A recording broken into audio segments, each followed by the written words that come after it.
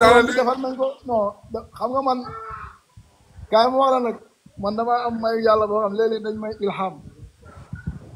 non yow dafa mel ni Sëñ Tuubaa doon wax fa kullu man sa àll nii fal di jawaab xam la wala tujjaliloo ahli kitaab. benn ndongo daara laa boo xam ne nit bi su ma jàkkaarloog moom léegi ci baat bi mën naa jël bopp bi tuuti quoi. balaa question bi di ñëw nga indi réponse bi quoi. couronne bi mais Aziz loolu war nga cee taxaw tuuti.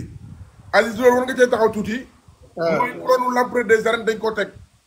dañ koy teg te couronne bu bees tàq lañ defaraat. kon combat Balla Gaye numéro 2 Siteu dañoo teg couronne l'empereur des arènes. mais dañuy wax salaire bi sax jour face à face dinañ wax ku daan chaque mois ñaata lañ lay fay. cum. laa ilaha illallah. xam naa ni aussi ku ci am waajur bu bëgg a dem Màkka. na ko leer ni moom bu la leeree ne yaay daan na teel a pikiru rek. ah. waaw.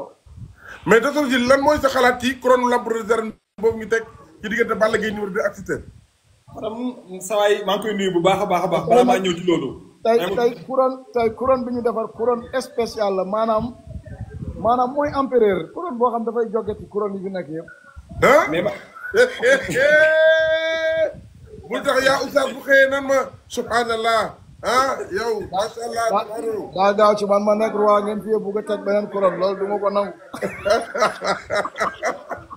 léegi moo fay message dama subhanallah subhanallah macha allah. ah yomb na ko de. ak docteur Djily ñëwal. waa ñu koy nuyu bu baax dimanche bu combat Siteu Balla Gaye jeexee. waaw. lamb ji dina xat de. Aziz loo bëgg a wax daa am liy xeeñ xanaa. maanaam daal lamb ji daal dina xat moom. Aziz wax nga ñu léegi ne da ngeen tegal Balla Gaye tegal na couronne l'empereur des arènes Siteu. waaw da koy teg de. waaye am na loo xam ne ni bu lamb ji jeexee lan moo nar a xew. Balla Gaye Siteu xam nga foofu bu combat bi tasee moom lamb jee xat. lamb ji dina xat. mais xaaral ma la benn man dama gis Balla Gaye tey mu am benn technique d'entraînement bu mu doon entraîné xaw ma lu mu ci jublu sax. wan ñu ko waaye wan ñu ko. attaque fermée bi man xaw ma lan la ci jublu xaw ma lan la xool.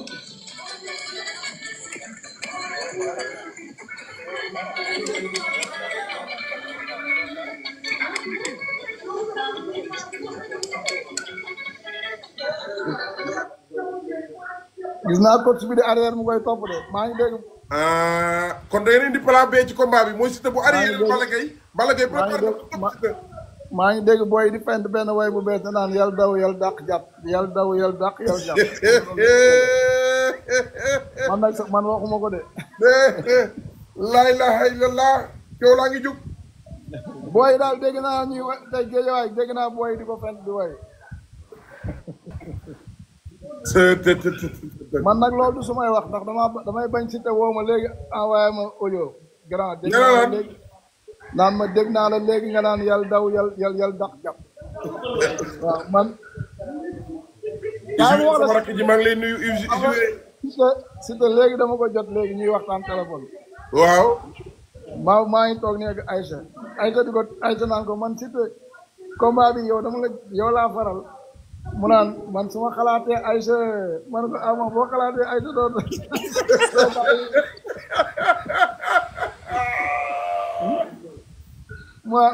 ma ne ko boo xalaatee Aïcha doo bàyyi ma ama su ma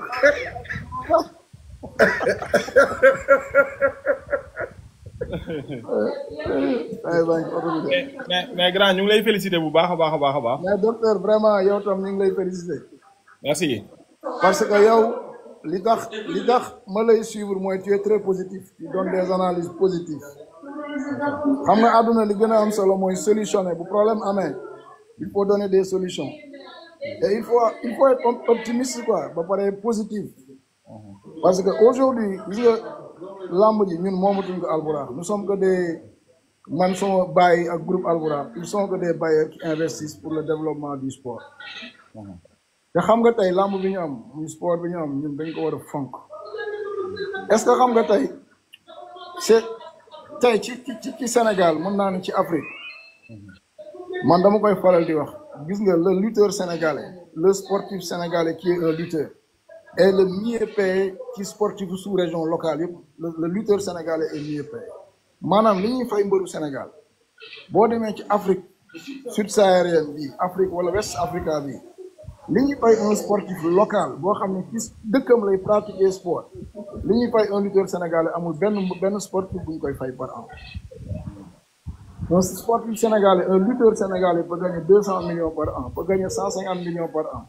Puis, footballeur qui le football Sénégal, du football localement, ou le basketteur localement, mais que tu n'as même pas 5 millions de salaire par mois. Tu vois un Lys Ndiago qui touche des dizaines de millions, tu vois un Pokola qui touche des dizaines de millions, un Modelo qui peut toucher plus de 100 et quelques millions, un Siteu qui touche plus de 100 millions. Taïbo de mettre sous-région, amul benn sportif buy fayee autant d'argent qu'un lutteur sénégalais amul. Rare na nga gis un conflit sportif am ñu jël le dossier yóbbu ko ba tribunal arbitral du sport am fa gain de cause rarement. xam nga yaa ngi doon dégg ay nit naan woy mënul nekk foofu day jël 90 jours day nangam mais boobu ñun xamuñu bonne procédure lañ visé. tey li tax nga daan gis bu ñu demee tribunal du sport bi am problème dossier yi di yàgg mooy. Les moyens que la lutte am yeneen sport yi amuñu ko xam nga conflit bu amee fii ci un jour buy football championnat du Sénégal wala feneen di fayee ko 150 000 200 000 maximum wala 300 000 de salaire du jaral club mu ci dépenser autant d'argent pour am gain de cause. Donc lamb il faut ñu dellu si waat xam li ñu am c'est quoi valeur bi lamb am au niveau international. dem leen ngeen laaj semaine bi yëpp tous les recours yi duggoon au niveau de la TAS parce que ndax vidé nañ ko ou pas. semaine bi boo demee leer na ma ni seul le dossier de la lutte sénégalaise lañu vidé parce qu'on a mis les moyens pour sauver notre sport. kon mbër yi ak acteurs yi ak ñu nekk le monde de la nañ ñu dimbali xam ni nañu conformé wu ci règlement yi. ndax cas yu mel nii sant yàlla rek mais mënoon na gën a métti mënoon nañ dem. S'il n'y avait pas des moyens aujourd'hui, nous avons 3 mois, 1 an de résultat. Mais nous, on a visé beaucoup de choses, on a mis un traitement d'urgence, ça coûte beaucoup d'argent. C'était pour one Sénégalais, la lutte a un poids dans ce pays. La lutte, nous pouvons s'étendre, nous pouvons nous pratiquer. Et là, il faut gagner, c'est-à-dire que l'ambre, nous pouvons te ñi koy pratiquer aussi nañu xam ni vraiment derrière la lutte il y a beaucoup de ressources humaines boo xam ni ils sont intelligents et boo leen dégloo mën nga def carrière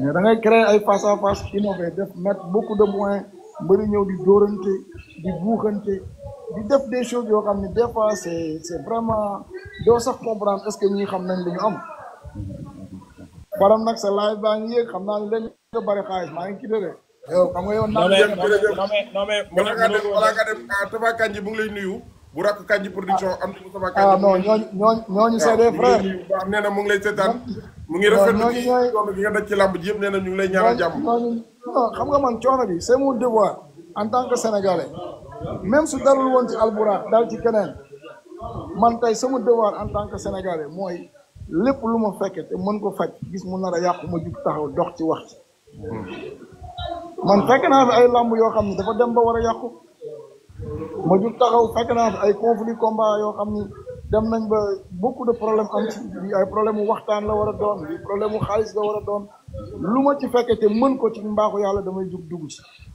et je fais rien que pour wane ni ñun jeunesse bi on a notre place dans ce pays su problème amee mën nañ taxaw bu ñu amee ay mag yu nekk suñu ginnaaw duñu xelal duñu conseiller lépp lu nar a yàqu mën nañ ko defar ba mu rafet.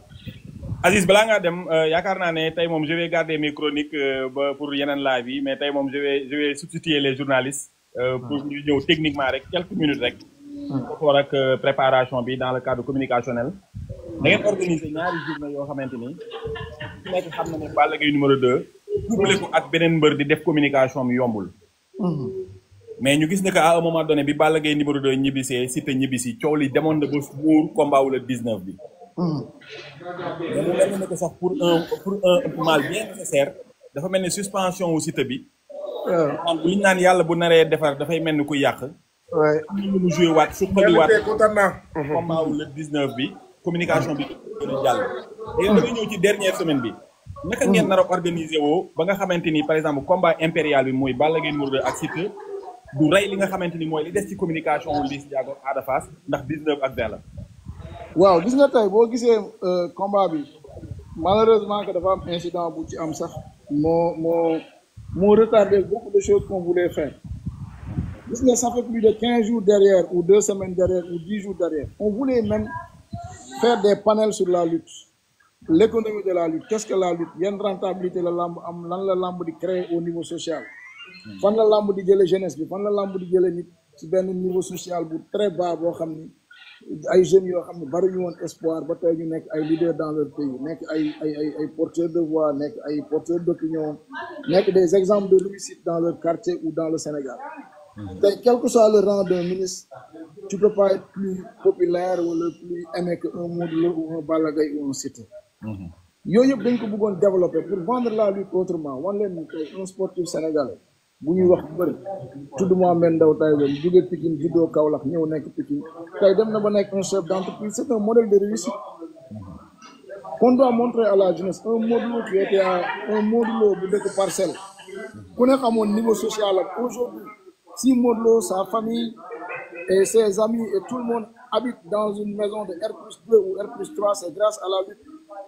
Si aujourd'hui Modou Lô un lutteur boo xam ne ku ne xam na fi mu jógee ak fi mu jaar tey am ay kër Parcelles am ko Yoff am ko Lac Rose c'est à travers la lutte donc c'est un modèle de réussite et il fallait montrer que ne li gën a baax ci làmb war nañ ko mën a wane un Balla Gaye bi kon Géejawaay tey di rayante ci live am jënd kër golf am kër Maris am ay résidence à Mbour et Saly et partout c'est à travers la lutte et c'est des modèles de réussite gis nga tey lamb chaque personne rek modèle nga xoolal un Zarko qui était un immigré dem Modou bi 2 ans 3 ans ñaata at la Zarko def Espagne ne pouvait rien réaliser retourner au Sénégal mais Zarko sur 2 combats de Albourakh presque il a touché moins de 100 millions sur 2 combats de Albourakh yu ko Albourakh teg rek c'est presque moins de 100 millions loolu un immigré un Modou nekk na États-Unis Europe fu nekk mais en l'espace de 1 an nga gagné lu mat 80 millions de francs CFA il faut être un lutteur pour l'avoir loolu nag ci un millier nga ñëw fii tey ñu wax la un Diop 2 il pousse plus de des dizaines de millions un Liss Ndiago un Ada Fass mais sport bu mel noonu nga xam ni tey bu ñuy wax financement solidaire di nga xam ni moom la ñuy jaay wala duñu ko expliquer mais ci làmb la loolu le modèle de la lutte rek peut servir d'exemple mon frère la lutte et s'autofinance elle-même. Les amateurs aujourd'hui ils achètent des billets de ban sport sénégalais la am billet 100 000 francs ou 50 000 amul. Lamb ngay mu am nga dem jënd code aujourd'hui le pay-per-view fait partie des premiers sponsors de la lutte. Absolument. Qui finance la lutte c'est nous-mêmes les amateurs. On s'autofinance nous-mêmes on donne de l'argent on achète des codes on achète des billets. loolu soo ko amee ci réew nga am ay jeunes yu organisé wu créer seen yëf. ay jeunes tey benn promoteur bu am benn tranche d'âge de 45 ans amul 40 ans c'est des jeunes qui se battent eux-mêmes ànd ak seen ay groupe de jeunes ay mbër lu mel noonu soo ko amee dans un pays c'est de l'énergie et il faut l'organiser loolu ci lamb rek ngay gis modèle bu mel noonu lamb la lutte les amateurs et tout ñun ñoo autofinancé suñu bopp xam nga léeg-léeg sax nga tudde nit drapeau wala invité nit ñu dañ ci wut xaalis non promoteur li muy fay mbëru 5e combat un parrain mënu ko jox donc il faut ñu bañ ñu jàppe ñun ay laajkatu xaalis nga tudde nit drapeau wala reconnaissance la rek ak revaloriser la personne mais lamb la lutte s'autofinance elle-même les codes pay-per-view c'est de l'argent les billets amateurs yi ñoo koy jënd code pay-per-view amateurs de maison yi ñoo koy jënd les billets stade amateurs de stade yi ñoo koy jënd donc tout ça lamb ñun am nañ ko c'est-à-dire on s'autofinance nous-mêmes il faut qu'on nous prenne au moins au sérieux xam ni on a la capacité de créer des emplois au Sénégal man li may wax tout le temps le sport est le premier employeur du Sénégal. Ali, ce message est adressé à qui s'il vous plaît? Non, je l'adresse à tout le monde. Man xam nga man du ma viser c'est-à-dire il faut ñun dama bëgg rek ñun waa làmb ñu xam li ñu am buñ ko xamul ñu leen koy fàttali. Le sport aujourd'hui est le premier employeur au Sénégal. Les clubs de football, les clubs de handball, les clubs de basket, la lutte xoolal ñaata centaine de milliers de jeunes ñoo fay nekk benn loolu industrie la ba pare lamb am ci part bi ëpp doole di ci fay xaalis bu kenn dul fay industrie bu mel noonu soo ko amee gis nga mbër bu dox la mosoo gis benn mbër bu nekk ci cercle bi fayee ko million di wër di wut emploi amul lu mel noonu vraiment nañ xam li ñu am bu ñu xamee li ñu am dañuy tax suñu ay gouvernant wala ku mën a doon gën ñu jox respect absolument gis nga respect bi am nañ ko ba pare parce que ñun les lutteurs sont indépendants financièrement absolument donc ñoom nag li des mooy professionnalisme ñu respecté rek boo leen seen gëdd xam ni ñoom c'est des gens yoo xam ni ñu ngi daan seen doole ñu ngi fight pour seen life Aziz dama lay dogaat pour beneen question parce que su ma la bàyyee ci développement bi xam naa di nga fi ngay daanele mais question bi ma lay mujjee poser rek mooy tribunal arbitral lu concerne làmb ñàkkul ne tey la fay doogu dugg tey maanaam ay tubaab sûrement toog di siège naan lan mooy làmb loolu tey ñu mën koo am à travers benn Alburax Baye Ndiaye Abdou Aziz Ndiaye bu jël benn recours yóbbu ko foofu naka ngeen réussir loolu wax nga ko tout à l'heure mais ñooñu ñun lan lañ war a jàngat ci loolu ak tubaab yi nga xamante ni dem nañ ba xam ne am na benn sport boo xamante ni am na envergure internationale ñu dem ba dugal ko biir tas xam nga balaa Aziz di tontu ci loolu sax balaa Aziz di tontu ci loolu docteur Dil mooy comme man su ma déggee li ñu bëgg a wax lépp mooy lamb Sénégal reconnaître nañ ko ci yeneen i réew yu bokkut ak suñu réew waaw turu lamb ndax ñun bi ngeen demee ba yóbbu ko tamit ndax jot ngeen ne reconnaître nañ ci suñu sport bii di lamb yeneen i réew yu bokkut ak suñu réew xam nga tey da nga yàgg dégg ñu ni vendre la destination sénégalaise par le tourisme par l'économie par quoi que ce soit ñii ni par le sport mais tey lamb jaay na destination sénégalaise par un conflit sportif problème am na dem nañ tribunal arbitral du sport les arbitres et les conseils yëfa nekk juridique ils demandaient c'est quoi la lutte sénégalaise je me le disais tout à l'heure te tey à travers la lutte boo demee ba Lausanne tribunal arbitral du sport ñu c'est-à-dire sur un temps record le dossier a été introduit le 9 passé moo tax sama poste bi boo déggee bari ci dem may wax bi may tooñ naan record de mensonge nanana nous on connaissait l'heure et la date de la décision mais comme dañuy atte même loo am un dossier béton yoo joxe le primeur da ngay toog respecter la justice ñi la war a atte nga bàyyi leen ñu am le primeur am une décision indépendante te ñi ñu atte ñun gisuñu leen xamuñu leen on a eu des avocats yoo xam ne tey comme je l'ai dit ku mel ni vraiment maître Seydou Diagne c'est à féliciter c'est lui qui pilotait les dossiers derrière tey ñun avocats yi ñu jëloon bi Maroc nekkee dans des conflits ba ñu suspendre ko au niveau de la CAF pour l'organisation non respect de l'organisation du coupe du monde bi amoon coupe d'Afrique bi Maroc bañee ni di ko organiser ci Covid bi ba ñu suspendre ko les mêmes avocats qui avaient notre dossier tu sais que c'était pas facile c'était extrêmement cher et coûteux mais day toll moment boo xam ne question d'honneur la quoi absolument absolument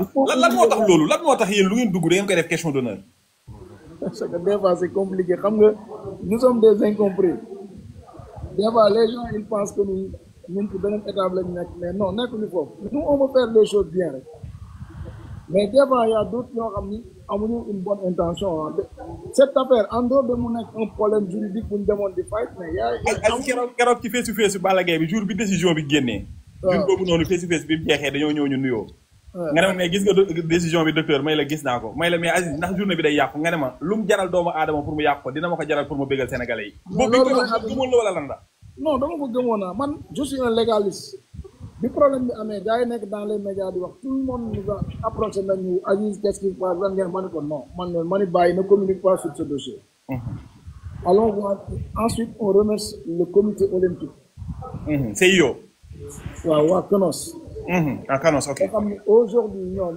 tout sportif foofu nga bokk bi ñu amee problème bi man bi ma defee samay renseignement dama leen woo ni leen alors il y a un problème sportif qui est là que yéenay représenter tous les fédérations ou tous les comités qu'est-ce qu'on doit faire ñu créé une réunion là-bas le président Malick Ngom était là-bas Ndiamé était là-bas vraiment ak Seydina bi nekk le secrétaire général et l'avocat maître Seydou Diagne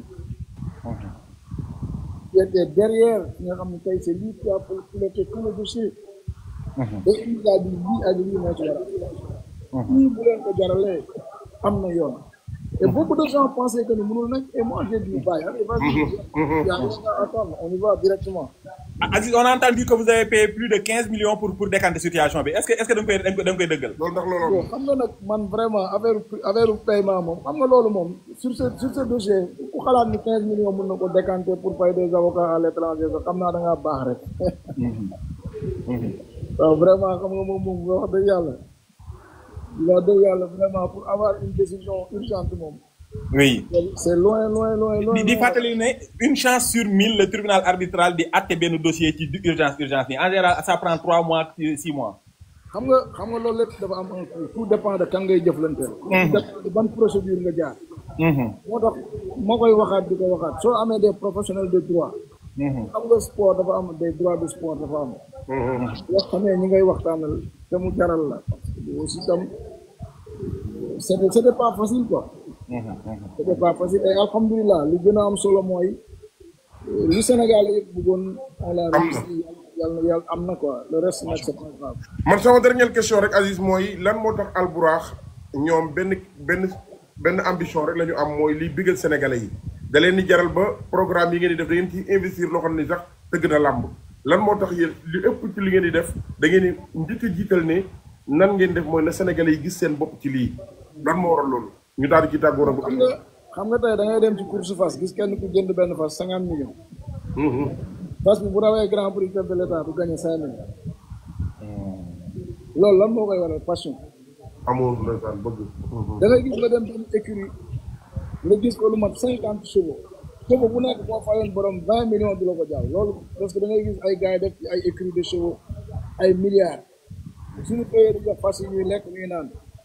te moom leer na ko ni bu gañee woon ci fas yëpp mënu ci gañe 100 millions. waaye nawetaan bii rek nit day frais ci équipe am 10 millions bu gañee ku maire ñu jox ko 2 millions. mooy xam nga loolu passion mooy waral loolu xaru laadum bu jarul xaru laadum bu matul 200 kilos da nga koy jënd 50 millions. te yàpp bu xasee rey ba fees ko du xam ne woon laadum ak pël-pël.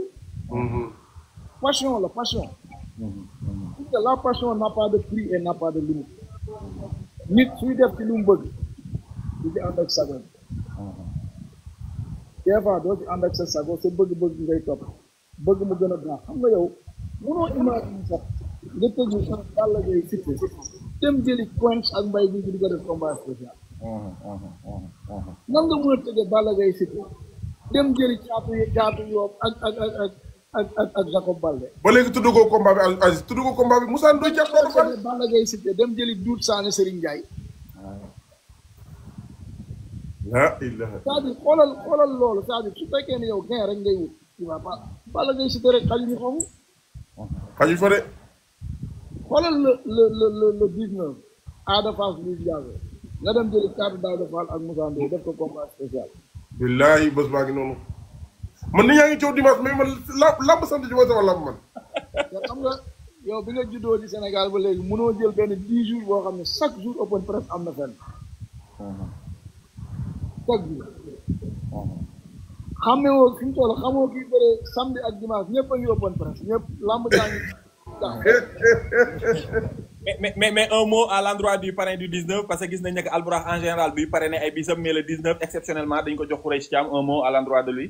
non xam nga mooy li ma la wax sànq rek gis nga Albourakh pour parrainer lamb nous on prend pas de l'argent c'est les parrains pour te dire vrai parce que dañu gëm ni la lutte s'autofinance elle-même les parrains dañ leen jox une considération ak valoriser leen Khoureychi est un jeune Sénégalais boo xam ne sportif la d'abord moom bi mu duggee Stade Kelo dafa wax ne musul woon gëm ni la lutte nii la mel ñu ni ko nag comme am naa des très bonnes relations ak Baye Baye pare na ko en tant que jeune ni ko ce combat dañ koy parrainer la jeunesse te yow tu fais partie de la jeunesse aujourd'hui yaa ngi incarner la jeunesse et tu es un sportif sans attendre aucun sou gis nga Khoureychi su ko Baye tuddee lamb mu ñëw jox ko 1000 francs su ko Baye jëlee damay am ak moom problème dégguma li nga wax Aziz Khoureychi waaw Baye mi ko tuddee lamb tey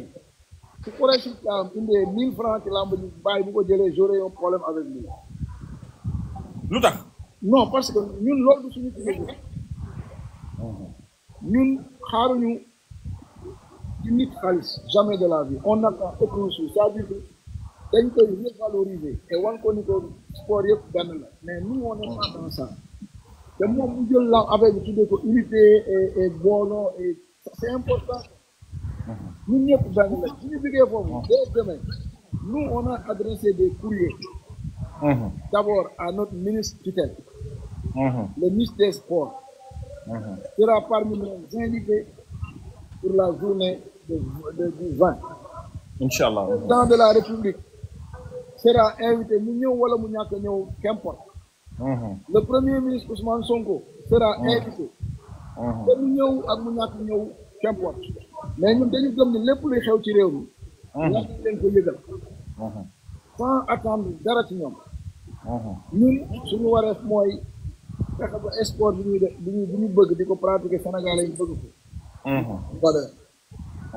su ngeen déggee ñu dañu invité Ousmane Sonko nag wala invité Diomaye bu leen yaakaar ni dañ leen parrainé pour di xaar pour ñoom 1000 francs. nous on n'est pas dans ça. dañ leen di valoriser. yooyu kilifa réew mi dañ leen war a jox kët.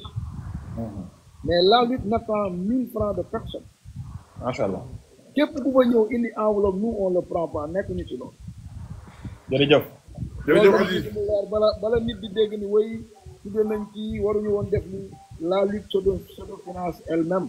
moo tax ma posé question bi pour mu leer. aujourd'hui gis ngeen le président de la république bi fi bool bi amee dafa dem seetaani basket. le premier ministre la même chose. les autorités dañ leen di laaj rek juste une considération de notre sport. ils ne le doivent. parce que tey projet bi mën naa ne waa làmb ak waa sportif bi dañ ci participer lu am solo. daf nañ ci sàpp. boo ñëwee fii ngay gis ay mbër yoo xam ne dañu tuddee seen bopp ay patriotes ay Tapha Mbeur ay Ama Baldé ay yeneen ak yeneen. Et aujourd'hui nous on demande une reconnaissance en pas d'argent. On invite tous les Sénégalais à venir fêter le festival avec nous. ñu mën a seetaan ci làmb ñu ñëw dagg seen billet toog seetaan. bëgg nañ sax ci combat yooyu ñu def ci concours sañse te daa ko sañse le lendemain ñu jox la ay cadeau. incha allah beneen bi ci topp bëgg nañ tam képp koo xam ne mënoo ñëw stade nga dem jënd sa code.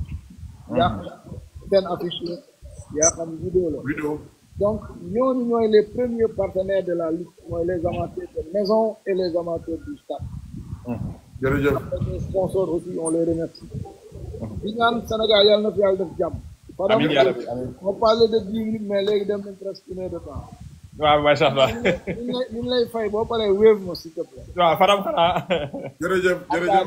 Sénégalais que ne pay-per-view bi commencé na je pense. face à face Balla Gaye Siteu à la 2STV. incha allah mercredi. yow Jules bëgg nañu sa ay questions pointues nga ñëw poser ko les lutteurs. waaw incha allah waaw. on a besoin des techniciens yoo xam ne ils vont poser des questions c'est-à-dire dañu bëgg ngeen waxtaan ak mbër yi.